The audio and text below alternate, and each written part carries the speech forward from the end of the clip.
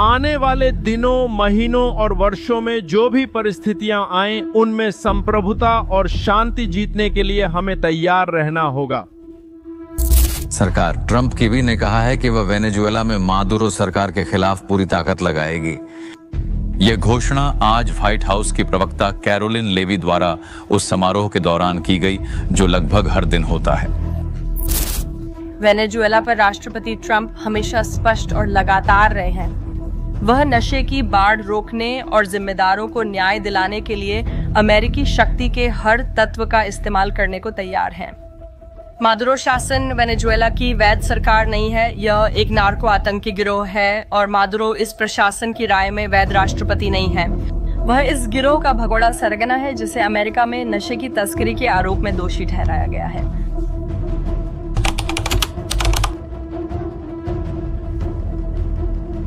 अंतर्राष्ट्रीय क्षेत्र में वेनेजुएला के राष्ट्रपति निकोलास मादुरो ने संयुक्त राज्य अमेरिका की धमकियों के जवाब में 45 लाख मिलिशिया सदस्यों की तैनाती की घोषणा की।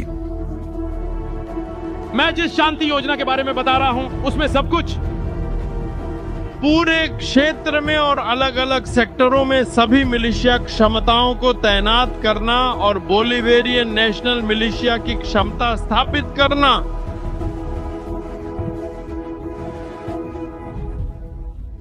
मादुरो ने अभी 45 लाख लोगों को हथियार उठाने के लिए बुलाया है। यह एक ही दिन में पूरे उरुग्वे की आबादी को हथियार देने के बराबर है। लेकिन इस लड़ाई में मैं जान भी दे दूंगा।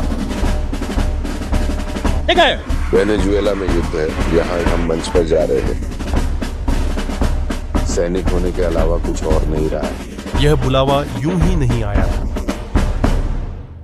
यह एक सोची समझी प्रतिक्रिया थी, क्योंकि जब एक महाशक्ति किसी वर्तमान राष्ट्रपति के सिर पर $50 मिलियन का इनाम रखती है और वह राष्ट्रपति जवाब देता है एक जन सेना को जुटाकर जो पूरे देशों की सशस्त्र सेनाओं से भी बड़ी है, कुछ बहुत गंभीर होने वाला है। यहां असल में दांव पर क्या लगा है, इसे समझने के लिए हमें पीछे लौटना होगा। ठीक एक हफ्ता पहले 7 अगस्त को संयुक्त राज्य अमेरिका ने एक अभूतपूर्व फैसला लिया। उन्होंने निकोलस मादुरो की गिरफ्तारी पर इनाम को 15 मिलियन से बढ़ाकर चौंका देने वाले $50 मिलियन कर दिया। इसका मतलब समझने के लिए यह उस इनाम से 2 गुना है जो 11 सितंबर के बाद ओसामा बिन लादेन के लिए रखा गया था। लेकिन यह सिर्फ पैसे की बात नहीं है, यह युद्ध की घोषणा है। एक युद्ध। मनोवैज्ञानिक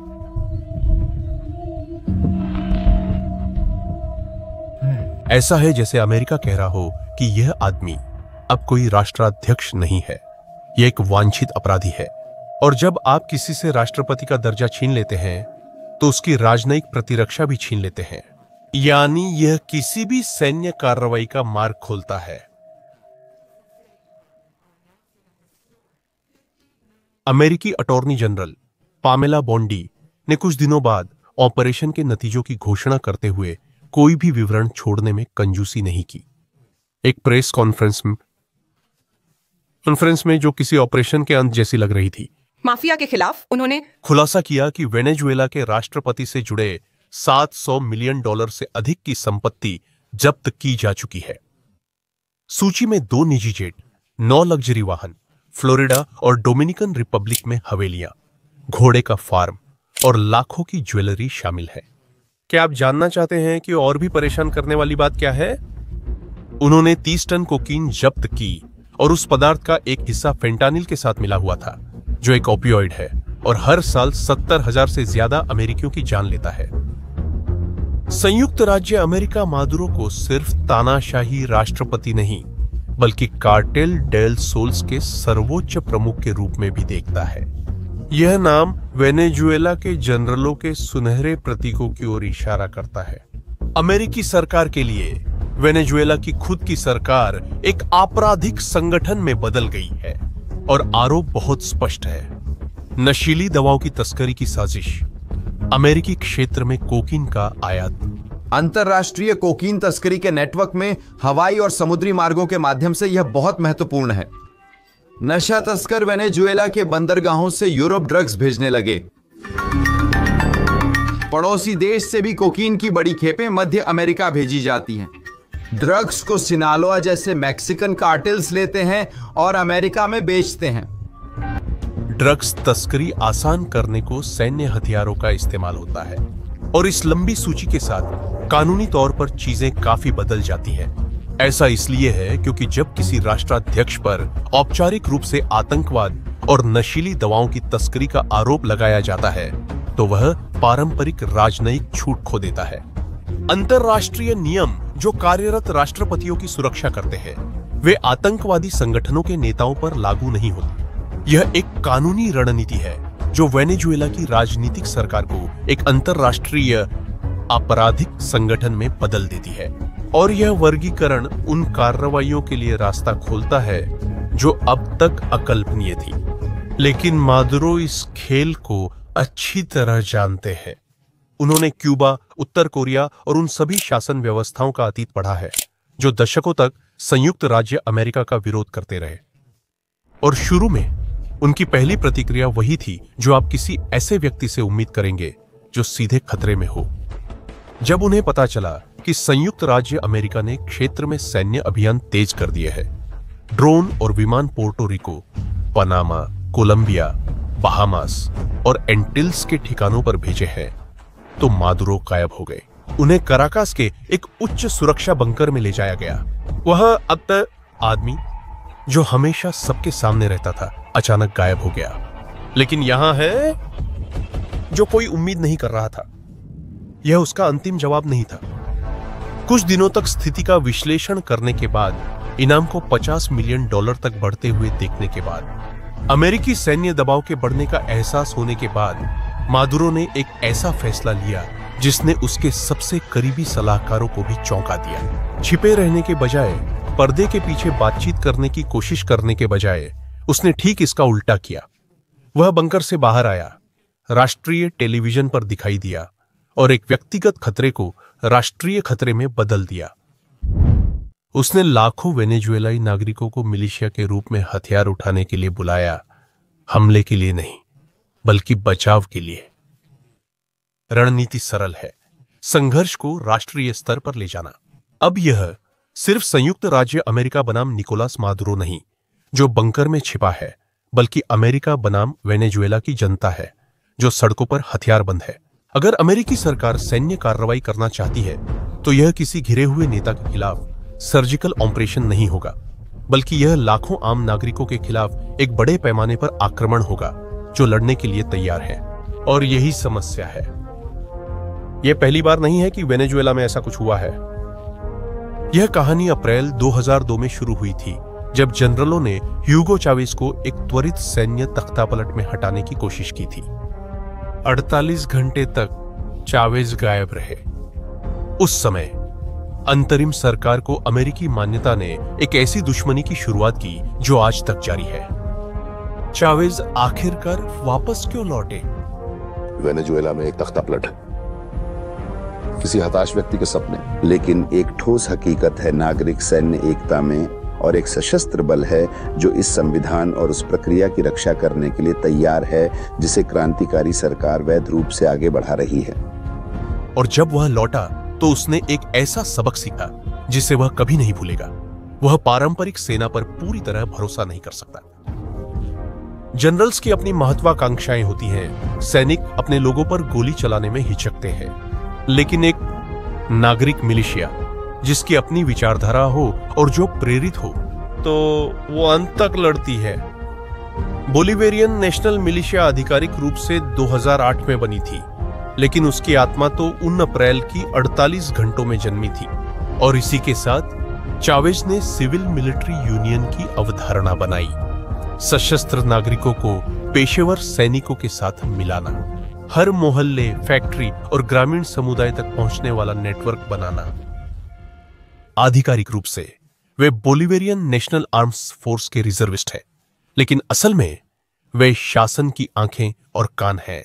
वे तख्तापलट के खिलाफ पहली रक्षा पंक्ति है और विदेशी आक्रमणों के खिलाफ अंतिम प्रतिरोध पंक्ति है। और अगर हम आधिकारिक आंकड़ों पर विश्वास करें तो वे वाकई प्रभावित करते हैं। 2010 में जहां इनकी सदस्य संख्या 5 लाख थी, आज यह बढ़कर 50 लाख हो गई है। एक अंदाजा लगाने के लिए, ब्राजील की सेना, जो एक पड़ोसी देश है, उसमें 2 लाख सक्रिय सैनिक। वहीं वेनेजुएला की मिलिशिया, भले ही आधिकारिक आंकड़ों के आधे भी हों, तब भी वह दक्षिण अमेरिका की अधिकांश सेनाओं से बड़ी होगी। लेकिन बहुत से वेनेजुएला वासी इन आंकड़ों पर शक करते हैं। यहां तक कि कराकास की सड़कों पर वे एक मजाक भी सुनाते हैं। कुछ लोग इस बल को 1000 बुजुर्गों की सेना कहते हैं, जो इसके कई सदस्यों की उम्र का मजाक उड़ाता है। लेकिन भले ही यह संख्या इससे कम हो और इसका 1/3 ही क्यों ना हो, फिर भी हम 1 मिलियन से ज्यादा हथियारबंद और वैचारिक रूप से एकजुट लोगों की बात कर रहे हैं। और यह मिलिशिया सिर्फ राष्ट्रीय रक्षा के लिए नहीं है, यह जनता को नियंत्रित करने के लिए भी है, लेकिन एक बहुत ही ज्यादा परिष्कृत तरीके से। उदाहरण चाहिए? 2014 के विरोध प्रदर्शनों के दौरान इन्हीं लोगों ने विपक्ष की बैरिकेड्स को हटाया था। 2019 में इन्होंने कोलंबिया की सीमा पर मानवीय सहायता के प्रवेश को रोक दिया था। ये लोग बुनियादी खाद्य पदार्थों के वितरण को भी नियंत्रित करते हैं, जिससे जनता की निर्भरता शासन पर बनी रहती है।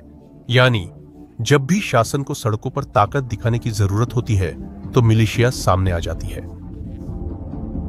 लेकिन इससे भी कहीं गहरी चीज हो रही है। मादुरो ने अपनी कमजोरी को ताकत बना लिया है। उसे मालूम है कि वह सैन्य रूप से अमेरिका से नहीं लड़ सकता।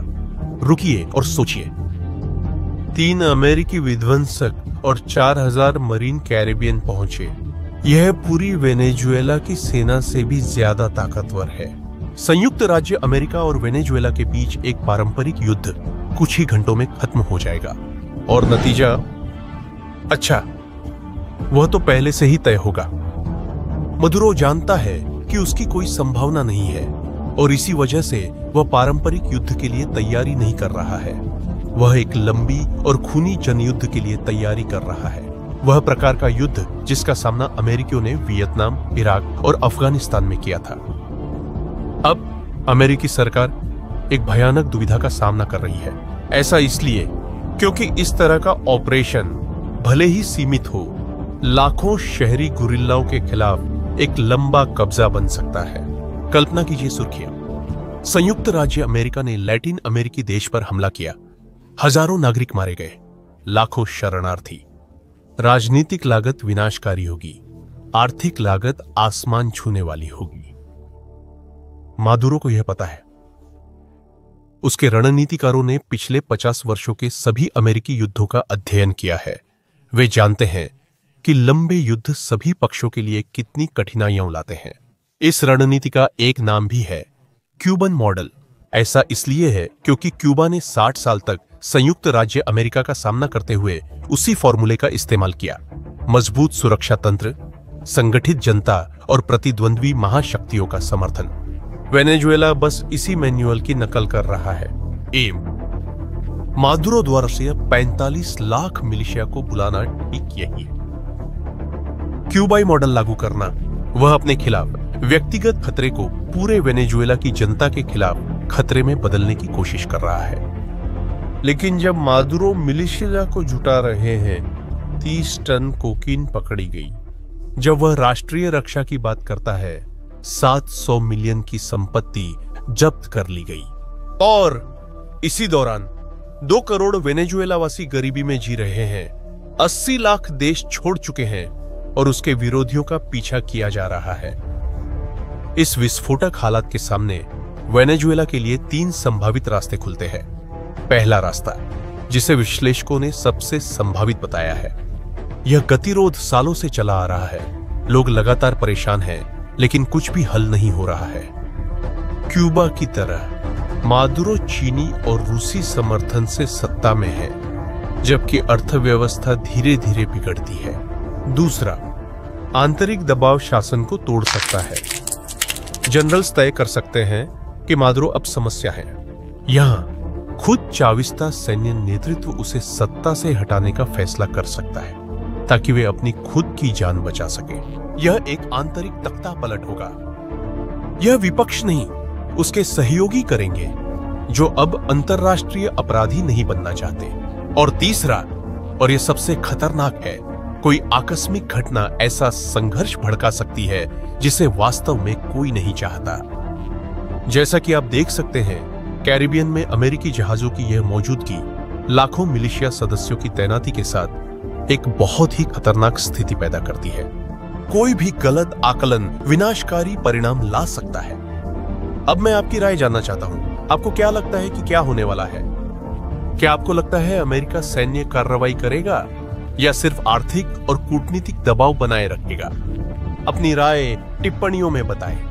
अगर आप इन अंतर्राष्ट्रीय संकटों को, जो पूरे क्षेत्र को प्रभावित करते हैं, बेहतर समझना चाहते हैं, तो चैनल को सब्सक्राइब करें और इस वीडियो को साझा करें। जितने ज्यादा लोग जानेंगे कि असल में क्या हो रहा है, उतना ही बेहतर होगा। देखने के लिए धन्यवाद और अगले वीडियो में मिलते हैं।